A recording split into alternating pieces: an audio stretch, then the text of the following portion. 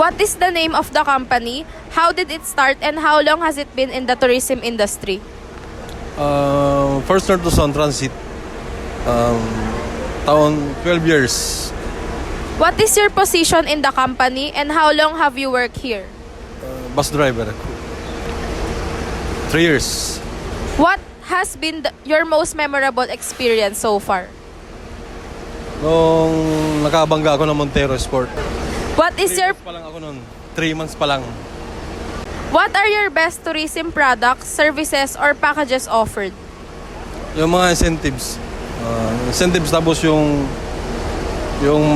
monthly na bag pay ng namin, yung cash ban. Why did you choose to be part of the tourism industry instead of others? Ano? Why did you choose to be part of the tourism industry instead of others? Mas magaling ako. Sa pagdadrive. What is your company's secret to staying in the tourism industry for so long? Maganda yung nila, patakaran. Yun lang gusto ko. Thank you po. Ano po name ng company nyo? Kailan po siya nag-start and gano'n na po siya katagal sa tourism industry? Ang name po ng company namin, City Bus po. Tapos more than 20 years na po nagserbisyo. Ano pong position nyo po sa company? Bus driver po. Gano'n na po kayo katagal na bus driver po? Dito po, more than 3 years na ako tatrabaho dito sa company. Pero sa experience ko kasali sa ibang company, mga 15 years na. Ano po yung memorable po na na-experience nyo po sa pagdadrive nyo po dito? Memorable ko dito na masaya ako sa pagserbisyo ko sa kapwa ko Pilipino. Ano po yung mga tourism na produkto nyo po and serbisyo nyo po na ino-offer nyo po sa mga tao? Yan, mababang pamasahe, magaan sa bulsa, makamasa, tapos maserbisyuhan yung mga tao sa pamagitan ng pagserbisyo ng company at saka sa amin.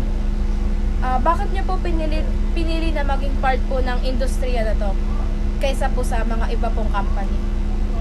Sa akin kasi gusto ko po na makatulong ako sa kapwa ko Pilipino, makaserbisyo din sa kanila. And then, ano po yung sikreto po ng kumpanya nyo? Bakit po ang tagal niya po na umabot po siya ng 20 years sa serbisyo? Siyempre, ang company, umabot siya kasi siyempre gusto niya rin makapaglingkod sa mga Pilipino, ganun. At saka obligasyon ng isang company na pag sa tao pa magtrabaho ng tama at mabuti. At saka sumusunod sa batas po, ganun. Kaya nga tumagal ng 20 years may git. Thank you. What is the name of the company? How did it start?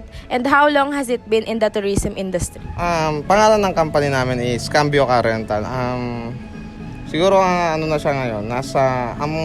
Dati kasi lang to nag-stop siya dati usually. Tapos nag-continue siya hanggang ngayon umabot na siya 3 years. What is your position in the company and how long have you worked here? What has been your most memorable experience so far? Pa lang ako dito mga 3 weeks. Dati talaga ako dun sa isang work ng boss ko, pero dinala niya ako dito. So, ang ko lang naman dito is admin staff lang ako. Nagre-reply lang ako sa mga page, sa mga nag-i-inquire. And ang memorable ko siguro so far, last time kasi may kinuha kaming sasakyan sa Maynila tinakbo sa amin, kaya dun namin siya nakuha. Yun lang naman.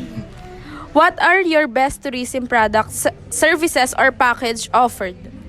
Ang pinaka-best na package namin dito is pag naghiram ka kasi ng kotse sa amin, nag-rent ka, meron siyang kasamang free car wash din. Pagbalik at saka kukunin mo na. Why did you choose to be part of the tourism industry instead of others? Usually kasi sa sa Comtech ako, IT. Doon sa isang boss ko kasi, same lang din sa boss dito. IT din ako doon, nagre-reply din ako sa page niya. Kaya dito niya din ako nilagay. Sabi niya, mas marunong daw ako dito. Kaya dito na lang din ako. What is your company's secret to staying in the tourism industry for so long? Lang siguro, maging loyal ka lang sa customer mo. Bigyan nyo 100% at babalik-babalik ka ng customer. Thank you po.